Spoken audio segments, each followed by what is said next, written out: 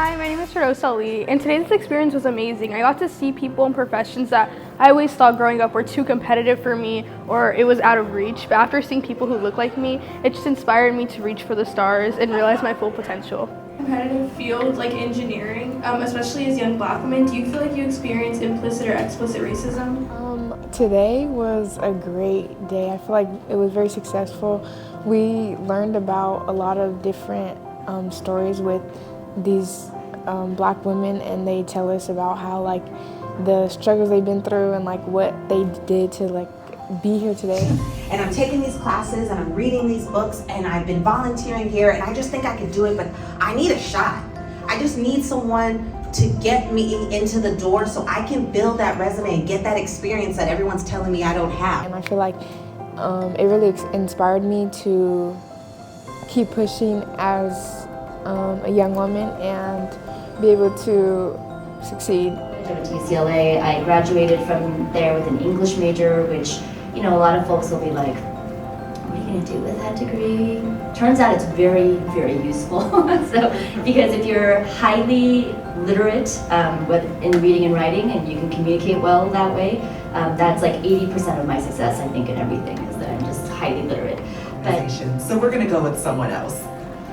You only get to tell me no once. So that night, I went home and applied to get a master's in social work from UCLA. Today has been a really wonderful day. I've heard from leaders, women of color, from STEM fields. So it was really interesting to hear their background stories of like their college journey, of how they found their careers, and then how they merge an intersection of science or engineering and business together, which I hope to one day do, even though I plan to do like dermatology or gastroenterology. It was really cool to see how different fields can come together and like you can create a career that can affect a variety of people that like you still enjoy. Hi, my name is Jasmine LaFleur. I am the co-founder and executive director of Greater Than Tech. I just had the opportunity to be a part of an interactive STEAM activity and a panel at Women of Color Roar, and it was awesome. Really getting to know what these girls are interested in, being able to share my story, and just be able to see what the future of leadership looks like in the room. It was awesome. One life hack I tend to give all my students and our alumni is these experiences matter. Like, some of y'all are volunteering, some of y'all are working at the hospital.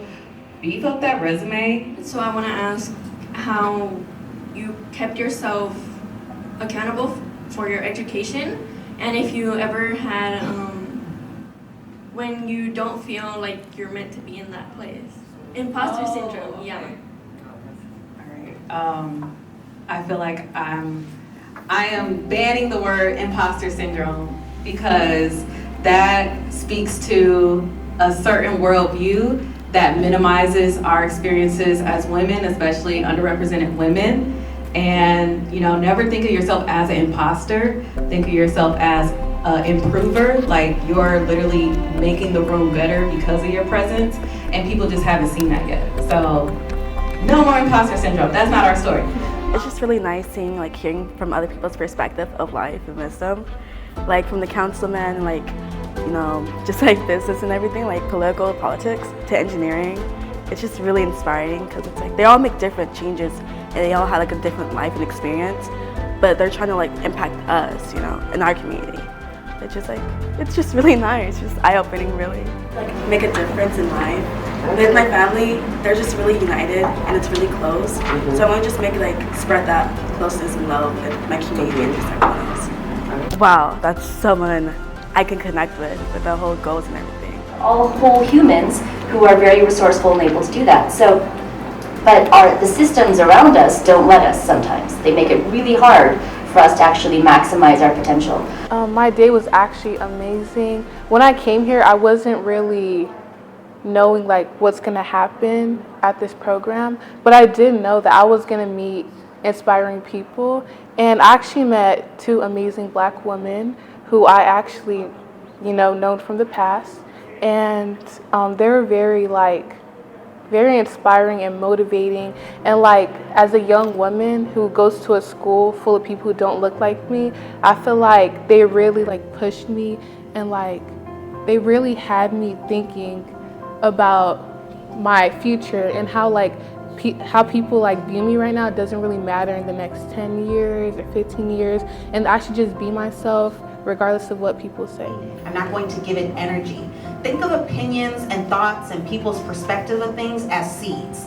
You choose if it grows. You choose if you water it. You choose if it gets sunlight. You choose if you're tending to it. If that seed has already shown you it's dangerous, don't put no time into it. Today was an inspiring day. I met amazing people who look like me. For example, I met Dr. Weber, and she's a doctor, and I want to be a doctor one day, and she inspired me to go above and beyond and just be myself and just chase my dreams. You know, at the state level, we have done some significant things in regards to women's reproductive health care. As was stated at the beginning, I'm a board certified OBGYN, and so I have been in this space with reproductive health care even before I joined the legislature. What is being done to remove racial bias in policing San Diego City and County? I'm constantly talking with the police chief. We currently are going through appointment of a new police chief. Hi, my name is Dr. Wheeler, and I am the Director of Education and a co-founder of Greater Than Tech, and I got to speak to these amazing young women that have come from diverse backgrounds today. Some have internships, some are interested in STEM, or some after today are interested in STEM and going forward. So it was a pleasure to work with these girls today. This is my friend. Okay, I'm interested in becoming a pediatrician, and I currently volunteer at the Scripps Mercy Hospital over there, and I volunteer in the labor and delivery units. I have other siblings, and my mom's back in LA. I still had to pay for it, so I was going to college, so I didn't have the best GPA. But I also at the same time was joining different organizations. So joining different things to help support me in academics.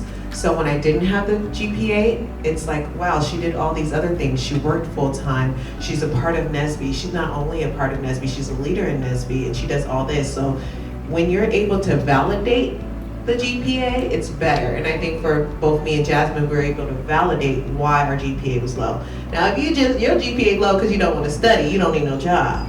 Even if you don't come from where you have people who are going into what you're going into, you don't have that family or the current friend circle that is doing that, there are people who are, and it's really going to be up to you to find them and to create those connections as early as now. So I hope today, as we're talking and we're going deeper into conversation, you learn 3 things from me. 1, the pathway is not straight, and it does not look like what we have been programmed to believe.